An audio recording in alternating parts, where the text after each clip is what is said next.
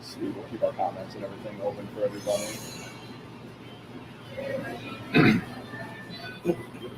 And the notification too. Did you? All right, we're good.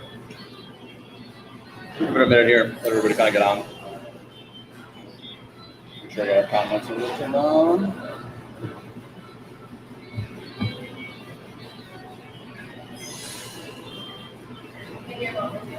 All right, sweet. This sound good? Beautiful. All right, well, hey, let's kick this off. All right, and we're live. Ryan, thanks for sitting down with us, man. Yo, what's up? Thanks for coming. Yeah, right on. So we are live here at Cloven Hoof Brewing, and Ryan, one of the owners, or the only owner, right? I'm the owner. Yep, sole owner. Awesome.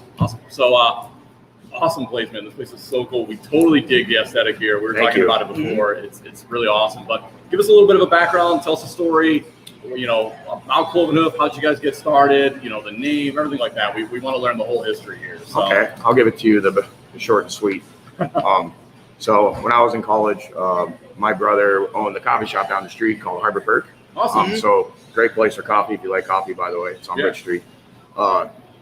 He got sick with cancer. Oh, geez. So pretty severe stuff. I came home to help out with the business, and I learned how to roast coffee. Yeah. Which I still do. I'm still a coffee roaster on Mondays.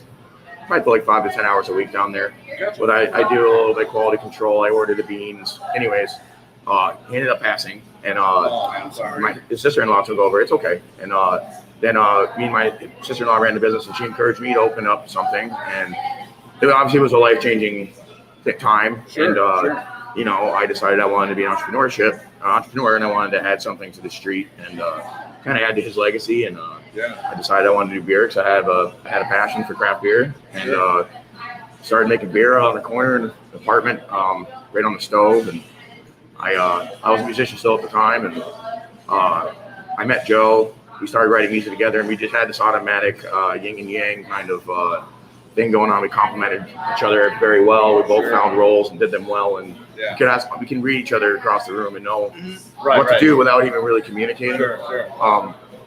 And he started brewing beer with me, and one day I was just like, I'm gonna open a brewery. Like, do you want to come work for me? And he was just like, no brainer kind of thing, right? I guess, So I just applied for some small business loans and some nonprofit businesses that are places to try to help small business growth. Sure. And I got money. I ran out of money. I had to ask for more. Sure.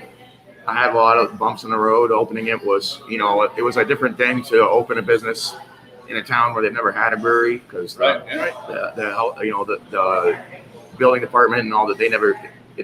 I got tested in every single way, handicaps, and it was just a lot of regulations that I had to get checked through because they've never done it before. Yeah. But we're here now. We're been open for 2 years and about 4 or 5 months. October 5th, 2018 was our opening date. And the name, it's called Cloven Hoof Brewing Company. That was the name of me and my brother's band when I was 15. Oh, very cool. cool. So it's just kind of like, it was a joke band. Yeah. He was like 12 years older than me, so he would just kind of get buzzed and like say a bunch of stupid shit. And I would just play guitar, and I wasn't very good, but it was a fun thing. And for me, it kind of fit the whole. I'm a big metalhead, so is Joe. Right. It's an aesthetic that we keep in our business that is a little different than anywhere you see down here. But we like to hold true to it because we believe it's good music, just like anything else. It just kind of gets a bad rap. Right. Sure. So. And people can probably see that too in like the process of opening up a brewery, right? It's a little bit of taboo in an area that's never I feel like metalheads and brewing kind of like coincide. Absolutely. And all three things. I think metal, coffee, and beer. Three things that all like metalheads enjoy just in general. Right. For sure. That's awesome. How long did you do the homebrew thing before it became, all right, I can probably make this into something? Like 6 years. Oh, wow. Oh, awesome. Like when I got the grant and like, I was like, oh shit, like, I don't even make good beer yet, but I was like, I'm doing this. And we started really working hard. But if anybody wanted my advice, I would say don't homebrew. Like if you want to open a business commercially and brew beer commercially, start learning commercial beer brewing. Sure. It's a whole different process. And homebrewing, you're going to learn a bunch of mistakes and things that don't really transfer over. And you just learn a lot of bad habits that don't equate to a real beer brewery. Yeah. So it's fun, homebrewing is great. It's got its thing, in the backyard, cook some food, hang out with your friends, make beer. Right. but we don't even test batch or anything. We make 30. I saw that before. That's bold as hell, and I love it. Well, I mean, we make 30. We have a 1-barrel system. We have 11 barrels capacity. We have 3 2-barrels and then 1 5-barrel. So on Tuesday and Wednesday this week, I made 2 beers on Tuesday and 3 on Wednesday. Damn. So we have a high labor job, but me and Joe, we love brewing beer. We like being around each other, and so it's not terrible. We just have some long days. Yeah, I can imagine. But so is it just you? You said it's you, Joe, your girlfriend, and that was it. We just hired a guy part time, just so. Because when he got sick recently, I had to work the bar, do all the production, do all the cleaning down the street, chimney sweeping, the production down there. Yeah. So I was getting like 80 hours a week, and I was getting pretty gassed. Everybody wants to start a business. Nobody wants to put in the work. Well, however, I will say I love my job. Sure. Right. So it just, besides getting worn out, it was not that bad. Right. Still hanging around like-minded people, hanging out with everybody. My customers, we don't have it's not like a dive bar. We have a nice atmosphere here. We have a higher end price product because of our high labor, but we cater to a higher end clientele, a nice clean place, safe. We don't let people get too drunk. It's not a place to get fucked up. You come and have a couple beers, enjoy them. We obviously get a little buzz, Oh, sure, right. But we always, we want people to be safe, and we like to educate people, and we're very passionate about our product. I think that's one of the best things about our business that resonates with our customers is they see how much we care about what we do, and that makes them want to be. They're more enthusiastic about it as well. Yeah, man. It's clear that you're passionate about what you do, man. It's awesome. It's cool to see that coming through immediately. It's a great combination of, you can be a metalhead and enjoy those things and get that appreciation here, but you don't have to be, and you can still feel very welcome here, right? Which is awesome. Well, it's like one of those things when if you ever go to a concert, the first time you bring someone to a metal concert that's never been. And then after the show, they're just like, dude, all those guys are just really nice, big, hairy dudes who just want to have a good time and enjoy some heavy music. And there's always that weird stigma with craft brewing too. It's the same way, Until you really get into it and realize the community behind it, everybody is welcoming. They want to bring it in, Those guys are there here, going home and they're petting their cats. Right. I love my cat. Right. I go home and that's my dude. Oh man, that's awesome. That's really cool. I always like there's always, I feel like, a really cool story behind a name, a brand, and how it got started, too. Our I always beers are like finding that. out that, too, and it seems like you guys have cool names for everything on here, so there's always a little story behind it. I love it. Yeah, we're pretty deep-rooted, and the names all have meanings. I mean, sometimes I kind of got to the idea to where not everybody's going to understand the deep meaning, so it is fun to come up with just flary names that, are catchy, that people will enjoy, Don't Tell Me to Calm Down. She mentioned that one earlier. Right. That actually is kind of something I say a lot, but so that has some background to it. Yeah. But down with the thickness, that just was funny. I saw that. Yeah, that was awesome. I saw the shirt. I saw that you guys were almost out of shirts. I wanted to get I think we have. I don't have larges. Oh man, you can get an XL. I love that. That's I think you can pull off an XL. A couple more beers. And there you go. This week has been crazy. So I just had. My birthday was just a couple of days ago, so the past couple of days it's just been us eating and drinking. Happy birthday, buddy. Thank you. So yeah, right. I'll probably be in an XL here shortly. but I love that. I saw a photo of it the other day. You had them online. We got the thickness. That's awesome. What was the story behind that one? It's just a stout we made that was really thick. Joe kind of popped up the name. I kept saying thick, with C's, because I thought it was funny, and I was like, I want to do something with that. And he came up with the word down with the thickness. The artwork, my buddy Tanner Breedlove, he's a tattoo artist out in Geneva at the Lonesome Rose Tattoo Parlor. Yeah, I know those guys. Yeah, so he's like my first childhood friend. Sure. We've grown up together, so I like to do collaborations with artists like that, and he did the art for the T-shirt, and then we split the cost and the revenue of the T-shirt. Oh, awesome. So it's a way to stimulate him. Yeah. Kind of give, my customers, people like beer, metal, they like tattoos, so he's somebody, put people in his direction. Yeah, man, that's awesome. Yeah, the aesthetic school. I wondered if you guys had somebody in house, if that's something you did with the artwork, or how that kind of came about. That's awesome. I have another artist, Chris Rhodes, who does a lot for me too, and he also has a shop on Main Avenue in Ashtabula called Fox and Crow Art. He does photography, painting, and tattoos. So right on. Yeah, I've got some work done over at Lonesome Rose. They're awesome guys. I know a buddy of mine. JR's a good guy. Yeah, for sure. JR's in here last night. Was he? Oh, of course, probably. So that's awesome. Good stuff, man. Yeah. So what if? And now I'm having the stout here. What did you end up with? I have the Bean Baptism, which is the coffee blonde ale, which is awesome. To combine the coffee bean and the ale. everybody has like coffee milk stouts, and like that's delicious. Everybody's like a coffee stout. It's it's one of those things that's really popular in craft beer right now. But to put the coffee blonde ale, it's awesome. It tastes delicious, super smooth, super easy to drink. That you get like with an ale. And then you get that nice light coffee flavor with it too, and you get the coffee aroma, and it's just excellent. Thanks, man. Yeah, man, we're not trying to flip you up. Honestly, right before you came over, we had a couple sips. Like, holy shit, it's delicious. It's awesome. I appreciate that. It's really, really good. The bean baptism's nice because it's so light. Like you don't feel like your stouts are kind of heavier, obviously. Sure, they're more dense, more caloric. So it's like a lighter, like easier drinking beer, but you still get that roasty flavor. Yeah, it's cool too, knowing the story behind that you have the coffee roasting right over there. Yeah, which is really cool. That's a Papua New Guinea coffee, and that's a Java coffee. Okay. I always use Indonesians just because they're low in the acid and they're kind of clean, like nice and chocolatey, syrupy for coffee. Yeah, sure. I find myself learning more and more about coffee. We've got some good buddy of ours that are friends of the podcast that guys I used to be stationed with in New Hampshire that started a coffee roasting company. Cool. And so they've been hanging out. We had a couple of beers that they did with a local brewery over on the West Coast. Nice. So they sent us a couple of beers that they did infuse with their coffee. And so I find myself learning more and more about that too. And it's cool to see there's so much more behind it, so much more chemistry and so much more just deeper above the surface from whether it's brewing beer or coffee.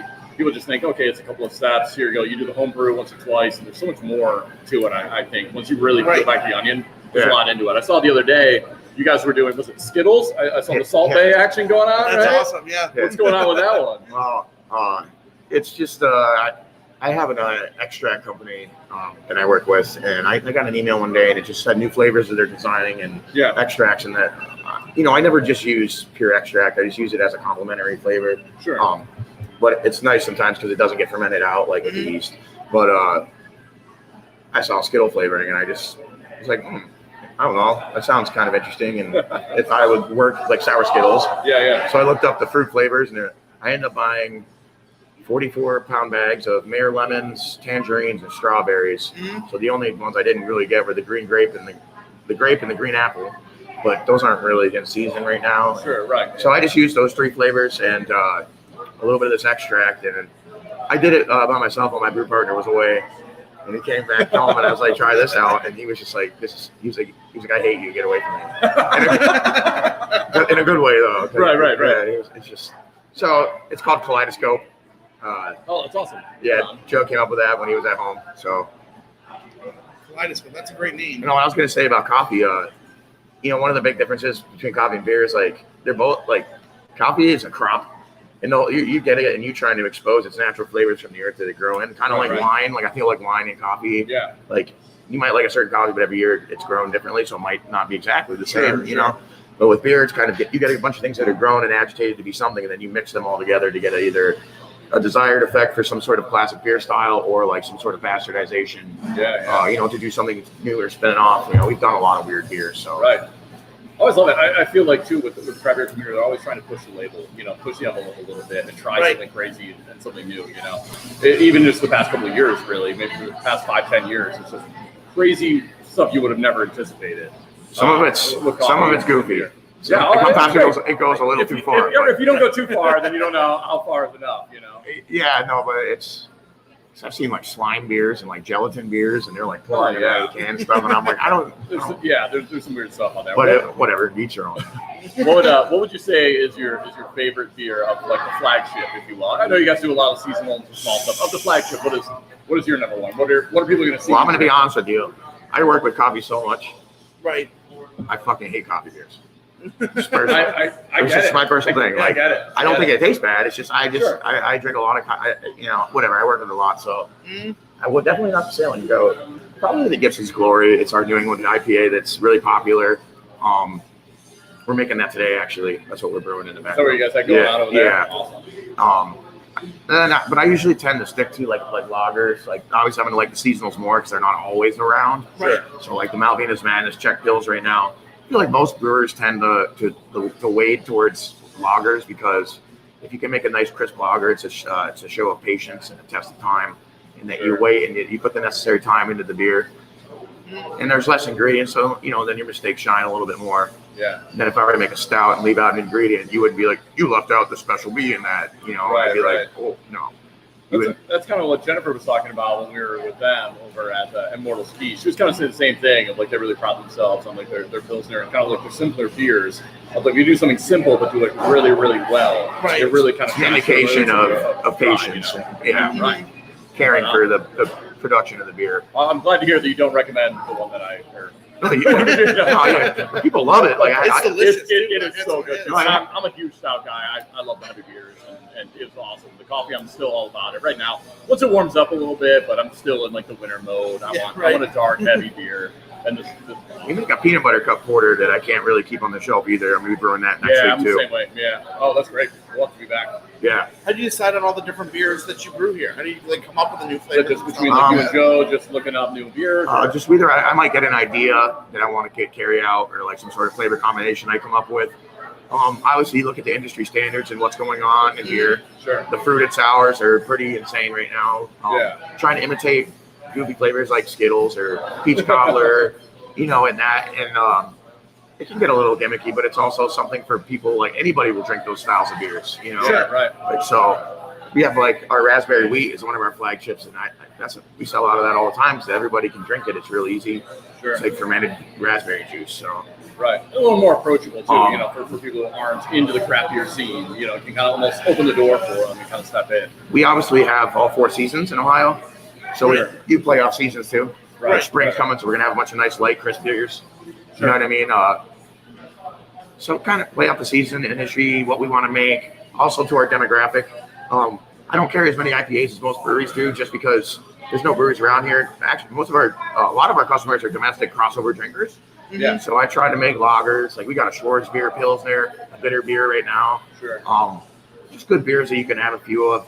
Because I'll be honest with you, in the brewing industry, you make more money on the lighter beers than you do the bigger beers. Sure. For sure. It's easy to say to somebody who just drinks Bud Light and they're like, whatever, that comes in and they'll have the Kolsch or something like that. Kolsch, It's easy to come in and that's why we have that as a flagship. It's an ale. Like lagers take a long time. You can make the ale a lot quicker than the lager. Sure. Although there are some new strains coming out that are supposed to imitate lager but have a same time period as an ale.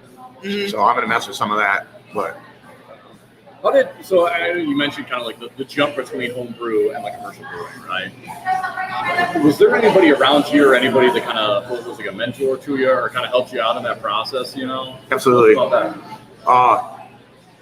Well, when I first started brewing beer, I met with a guy named Steve Dragon who owned a DIY store in town, a homebrew store. And he taught me like some basics of home brewing and stuff. And then I brewed for a while. I went to Willoughby Brewing Company, and Rick Site was when he was working there, and with Larry Hazen. He let me come once every week to watch him brew beer and kind of learn a little bit and shadow. And then my friend Kevin Kowalski works at a brewery in Sandusky called Clag. He came down, and me and him are musicians, so we played music together, on travel together. He taught me a lot of basics and crossing over, a lot of no-nos, a lot of things not to do. So he's always like, we always give each other insight. I got a friend named Tom Gray, too, from Saucy Brewers. He helps me out, too. So it's like a combination of all facets. Like, okay, we're going to hit up these 3 brewers, get their all opinions. We're going to combine all those. Sure. We want to put our own input. And, you know what I mean? So it's a big, it's like a lofting scale. It's not written down, but there's a process that it goes through to get to where it is. Yeah. Oh, that's awesome. But I do a lot of recipe designing. So that's awesome. Now, you mentioned before, like if you want to get into commercial brewing, don't really spend too much time on the craft brewing. Just go to a brewery and try to get a job. Like call places, say you start off as a keg cleaner, washer, you start cleaning tanks. But then I don't know, we might end up let you brew some time or. I mean, I went and asked the brewery. I only asked a couple, and they were like, "Sure." So, I mean, you just got to dip your foot in the water, I guess, a little bit. Sure. But home brewing is good because you can understand the basic process of converting sugars, of boiling beer, of transferring it, fermenting it, cold. You can learn those things. But like I said, there are a lot of bad habits you can pick up. Yeah, I can imagine. What would you say? What would be some advice to somebody starting out on there? What was like I would say a mistake or something like that, but something that you realized early on or even later on that could probably help somebody starting off on their career. I'd say if you're capable, like it's a big operation to open a brewery. There's a lot of facets. There's front of house, there's bartending, servicing. There's the aesthetic of the bar, the setup of it. I honestly would recommend if you got 3 people more than 1 person doing it all, because I contracted the whole thing myself. Sure. I would have somebody to be able to run the front of the house and to cater to the bartenders and oversee them, train them, get them to understand your beers, teach them about oxidation, teach them about the off flavors in beers. Really educate your staff to be friendly to your customers. But then you got to have somebody for the back of the house. You need someone who's a brewmaster who knows what they're doing, who knows how to produce beer, and is professional and is scientific. Then I would say you also need to have somebody to do the finances and to oversee all those, so that you can have 3 minds working and really digging deep on those things rather than getting stretched amongst the 3. Because that was really hard on me opening up, is balancing all of these things at once. And I had made really big financial errors, and I did call my families begging for money. And I mean, that's how it is. I don't think you realize how much, nobody ever does. You realize how much work it is, or how much stress it's going to be, how then you have to spread yourself until you really dive into it. Yeah, I mean, it's taxing, but it's rewarding too, because I love the lifestyle that I get to have now. There's times when it's overbearing, and there's times when it's really rewarding. And that's entrepreneurship. It's a balance of all that. Right. But you gotta take care of yourself too. You can't just run yourself into the dirt. Right. You gotta take personal time. You gotta work out. You gotta burn stress. Yeah. And it's easy to own a bar and you just drink it away. Right. You can't do that. Which you see too many people do. It's happened. I mean, there's times when I've slipped and I'm like, just catch myself bringing home a can of beer every night and drinking it, and I'm like, all right, cut it out. Like, right. Yeah. But I do believe in fitness, so I work out a lot. Yeah. It keeps my head straight. Good. Right on, man. Yeah. Clearly, I mean, me and Lee are elite bodybuilders. Right.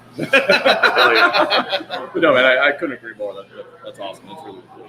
Now, what would you say kind of sets you guys apart from everybody else? Obviously, it's nice in this area too. In this little corner, you mentioned before, there's not really anybody over out here. There's not many breweries in this area right here. So you dip over to Pennsylvania, and even there, Erie's another 45 minutes, half an hour from here. Mm-hmm. There's really nobody out here. So besides being the other places, what would you say really helps you guys kind of stand out and also proud of you? We have really good beer. That's a great fucking answer, man. You want to know what I'm good at? What it should, right? I'm good at making beer. Yeah. I have people that oversee me all the time, and when I talk about like doing food or doing something like that, they're like, "Ryan, what do you do the best?" Yeah. Make beer. So stick to that. There it Just is. do that. Yeah. Play your strengths. I think that it has a really nice aesthetic. I think I think the atmosphere is really cool. I think it's inviting. It's clean. It's friendly. Our beer is really good. I also think, like our passion for our product. It's small. When businesses start off small, they always have this I would say nuance, or it's really intimate with the customer.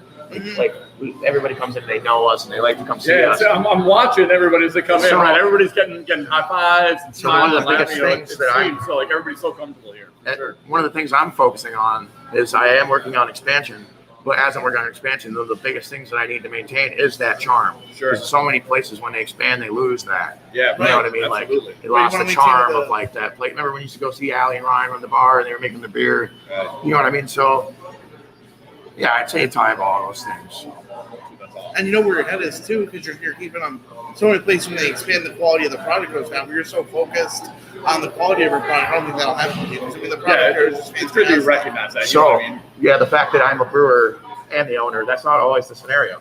Sure, right. Yeah, no, we really don't see that quite often. A lot. Usually, it's like a big wig who's like, "Wow, the beer industry is booming. I want to dip my I'm going to get involved." Right. And they go to a brewery and they'll go up to a head brewer and they'll go, "How much you get paid here?" Go, "You come pay for me, I'll pay you this." Right. So they steal people, but then they're at their demand. Sure. You know what I mean? I don't have anybody going, "I need you to make this wit beer or something." You know what I mean? And I'm I don't want to learn that. Dude, that's cool. It's cool to have that freedom, that independence, and to let you guys and play around with the beers and try different shit and know exactly what works and what doesn't.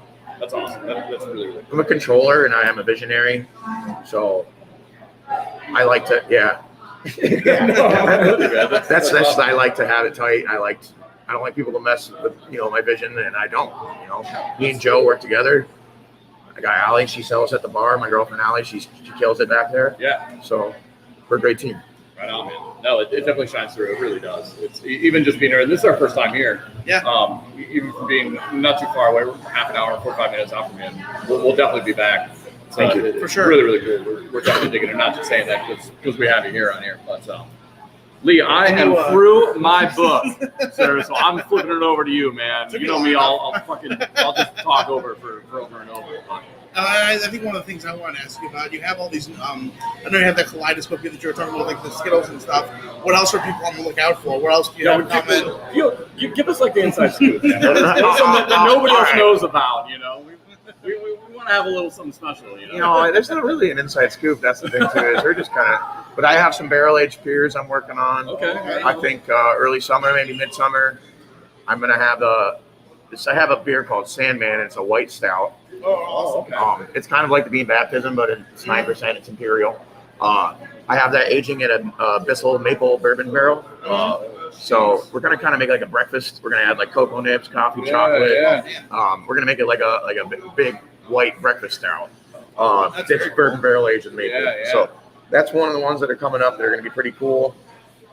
I have the Skittles sour. We're working on one of the beers I'm really excited about. Is called Ralphie's Revenge. Okay.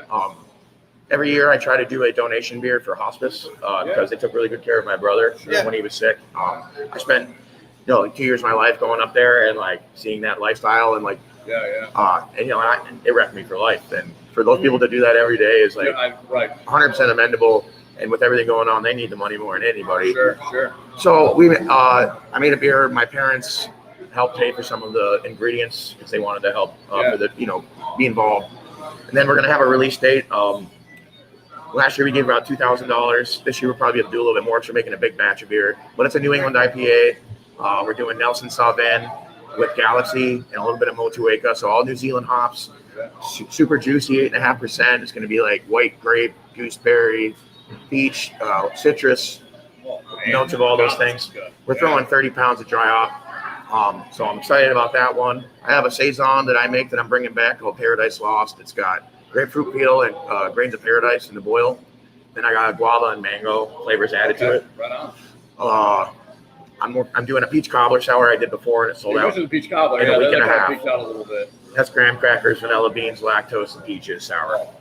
So it's like savory. All kinds of plates. You got it all going on for sure. So like I guess another thing that is an advantage for our brewery versus others is that we got to make 1-barrel batches. So if I make a 2-barrel batch and it's not really a big seller, at least 500 people will probably come in and try one. Yeah, right. Mm-hmm. So I could skate around a lot. Like if you have a 20-barrel brew house, like some of these bigger breweries, you got to make safer beers that are going to sell. Yeah, you can't go, let's make a Skittles sour and make 20 barrels of it. Yeah. It comes out, no one buys it. Right. And then what are you going to, you know what I mean? Then that's true. And the production to make plays into what you have working on here. And the production to make that costs me $1,000, $2,000 to make a beer. It costs them probably like 8 to 10. Oh, easily. Right. Yeah. If it tanks, then there's but however, there's also the idea that if you make 300 to 500% more in the same time period, your base cost of the beer is going. Sure. So that's why the 5-barrel is nice, even though it's a ton of labor. Yeah. My cost goes down 250% compared to when I'm doing less smaller batches. That's awesome. I mean, it seems like you got a lot of this figured out, man. It seems like you're rocking and rolling. It really does. I don't know. I don't want to fail. I'm passionate. I care about my product, and I love to learn. I feel like one of the things that transpires as a musician is I love playing guitar, and I feel like guitars you don't ever master it. Right. You're always ever growing. Yeah. Same thing with beer growing. Sure. You're always growing. Unless you're ignorant. Yeah. The minute you think you know it all, it's all. You're an idiot. Yep. Yeah, absolutely. I could not agree more. In music, beer, in life, right? You got to keep an open mind. Yeah. The minute you think that you're the smartest person in the room, you're the dumbest. For sure. So true. Yep. So true. Right on a less serious note here. So you mentioned the summer's coming up, and I have this question here I was thinking of. So as people are outside in the summertime, and the crime of barbecuing without drinking, is that punishable by death or by prison time? Death. I agree. Absolutely death. I'm glad with that. That's awesome. I'm all about death. Yeah. Right. A little too much sometimes. My girlfriend wakes up at 8 in the morning and I'm watching like the most brutal horror film, just sitting there like, she's like, how do you wake up and do this? And I was like, I don't know. It makes me know my life's not that bad sometimes. Yeah, absolutely. It's right? They got it way worse than I did. Sometimes like I'll be going to bed and I'll be like, I gotta watch someone die before I go to bed. She's just like, She's like, oh, all right, I'm just gonna lay down. yeah, she's just like, okay. Oh man, that's awesome. Right on. Yeah, it's the exact opposite. People watch a horror movie and then watch something funny afterwards. You watch something funny like, oh, this, I am too cheery right now. My funny would be Evil Dead. Yeah. Right. Right, yeah. My was the same thing. All right, we watch something too scary, right? It's like, all right, well, let's watch something silly. A little more lighthearted. Right. Yeah, pop on the Mandalorian. Right. Dude, that's awesome. Dude, you got anything else, man? I was also going to ask you. I know you have some here. What food do you pair with your beer? So we don't really have we don't have room. Like we don't have a restaurant with Sure. We don't really have room for stuff like that. But what we do is there's a farm market down the street called Moore's. Mm-hmm. So we kind of eat past at them twice a week. I'll make an order like small, so we sell a lot of it, and I don't have to throw any away. Sure. But we do these big pretzels. They're like big Bavarian pretzels. We have a Kolsch that they make the beer cheese with. Comes with mustard and nuts. You know that's always a great thing. That's a great accompaniment for beer. Yeah, right. We have buffalo chicken dip with chips and celery, which is good. And then we do meat and cheese boards. We got a popcorn machine, endless popcorn. So just snacks. Yeah. But I don't mind if people bring in food. Like you want to bring in a pizza, Sure. fair game. Sure. Um, Well, you hit on though. It's exactly that. What do we do well? We brew beer. Really, Right. Why, And I will why say- dilute that and put a bunch of efforts into something different? You know. Food definitely helps, but you can do it without food though. Sure. No, That's absolutely. the main point. Clearly, yeah. What's so what's? I know you mentioned a little bit about expansion, right? So walk us through what does the future look like for Cloven Hoof? You know, what is the plans? You know, short term, long term. What do you guys got going on here? So I'm not going to give all the dirty, but Yeah, right. I'll say that this year I definitely have plans. We have a founders club. Every year it's an annual thing they re-up. So we have money for the first quarter, which is our slowest quarter. Yeah. And this year is founders for storage. So I'm going to buy a new walk-in cooler because for this location, when I fill up my walk-in cooler and I can't make any more beer, I stop. I'd like to keep making beer and just fill up my coolers and just get busy. Yeah. So I'm going to buy another walk-in cooler this year, pour some cement out there. So I have more storage for kegs. I don't have any more room for kegs either. Yeah. I'm going to make that move this year, and I believe I'm going to buy another 5-barrel fermenter to increase production to 16 barrels, just because I like. It's pandemic. It's first quarter. We have regulations, and we're limited, and we're doing better than we have yet in a year. Awesome. So when I have, and I'm also getting a front patio this summer. Oh, right on. So Yeah, that'd be cool. It's going to be out front. That's going to add extra seating. It's going to have people. It's going to be attractive. People are going to be out front. It's going to be attractive. So patio, new fermenter, more cooler space. Then I am looking around in different areas. I do want to open up another brew house, Mm-hmm. Okay. a second tap room, with possibly a small restaurant in it. I don't have a location picked out, but I'm looking. But I'd like to have a 7 to 10 barrel brew house. Start there, phase it out, work towards having a canning line to do small nano can releases. Have a barrel aging program, have self wholesale distribution, carry about 5 to 10 restaurants, nice and intimate. Sure. I have a designer beer program too, so I can make unique beers for them that I don't sell. Yeah. I want both places to carry the same flagship beers, but different seasonals. I can throw all my money, the ones that I already know sell on the big system, and keep doing my pilots down here. Right. So kind of have two different experiences, but same production facility.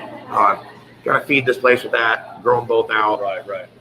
So That's great to hear that you're doing so well during the pandemic, though, too. I mean, so many places like this got hit so hard, right? And brewing, restaurant, and everything. You see the industry just taking such a hard hit over the last year, and now even moving on to the second year that we've been dealing with. For sure. So that's really great to hear. Thank You mentioned canning. So is there anywhere? Obviously, I saw you guys do the growlers, right? Is there anywhere that you guys are on tap or places that people can pick up your beer? Where can people find you guys outside here at the tap room? we usually have Briquettes, the smokehouse down the street. Okay. We make a beer for them called Sax Lessons, and it's a Goza. Oh, right on. So it's usually a fruited. Right now, I think it's a strawberry sea salt, Okay. and I'm making a Cara orange key lime Goza for them next. Nice. So it's not tart. Yeah. I do one for them. I did make a beer for a restaurant called Halcyon. They're not carrying it right now just because they're being careful with their money. Sure. Whatever reasons. And I am designing a beer for Hill Max, the fish market over here. Yeah. But I make them a beer that I don't sell. They buy the whole beer, the 2 barrels. Gotcha. That's because I can't sell my beer to anybody. I'll run out. I need my beer for my business, and I make my money on it here. Yeah. So Awesome. kind of, it gives me marketing, but it gets other people to see me. Sure. Plus, I make money. They make money. Absolutely. The world goes around. Well, that's it, guys. Don't go anywhere else. Just come here and drink. Right. Or you can do that. Yeah, that's awesome. Bring a sandwich. Yeah. Right on, man. So. When as we're kind of moving on here, where can our listeners find you online or anything like that if they want to learn more about you? Yeah. Sure. Give it a plug, man. My Facebook is my main use of advertisement and marketing. Sure. I function it. My girlfriend runs the Instagram. That's where I usually post most of the information. My website, I would just go to follow the Facebook. And it's Cloven Hoof on Facebook. Yeah, Cloven Hoof Brewing on Company. Instagram? If you type in Cloven Hoof Brewing Company, it'll pop right up. I think we got about 3,000 followers right now or something. So I'm always posting videos about production, talking about new releases. Yeah, good follow. It's funny. I was watching your videos earlier. Thanks. Yeah, like I said, we mentioned the whole salt day with the Skittles going on there. Yeah, we try to be lighthearted. Yeah, have fun. for sure. You have to, man. You have to have fun. You said with how much work it is, if you can't have fun with it at the end of the day too, then you're going to drive yourself crazy. Yeah, For sure. We have a good time. Right on. Well, thanks again, man, for sitting down with us. It's been an absolute blast. It's really cool to hear the story. Like I said, I love hearing the background of how these things get started. There's always a little bit more to it, and so it's really cool to let our listeners and have anybody who's going to listen to this episode and hopefully share with the people, coming in here and learn more about the place and can kind of learn a little bit more of the backstory, how you got started. And it's definitely, like I mentioned, it's so clear your passion that you have for this. And I wish you guys nothing but success moving forward. Thank you so much. We'll definitely be here. I think a patio is going to be awesome. It'd be really cool to take advantage. We have an outdoor space too. Absolutely. I know hopefully once the pandemic lets up a little bit, we can move forward. I know you mentioned you had a lot of live bands and stuff in here too, right? Yeah, I booked that. Hopefully we can get that back going again, right? Yeah, I mean, and for me, I need the seating. Sure. I could have people, but I turn people away right now. Yeah, right. So I need the seating. Yeah. Like I said, I make beer. That's my goal. Yeah. Right on, man. Well, thanks again. I appreciate it. I'm going to put the pressure on Lee. So something you don't know, what we do every episode randomly at the end. Okay. I throw it over to Lee and kind of put the pressure on him to give us a little outro. And we've talked about this every single episode, that we're going to write something down. We're going to put it on the books. Like, hey, this is follow us, blah, blah, blah, all that stuff. And every time we never do it. And I just turn to Lee and say, yeah, right. So, Lee, this is your time now. It's probably gotten worse over time. So, Lee, hit us with an outro. Tell these people what they need to know, and we'll get out of here.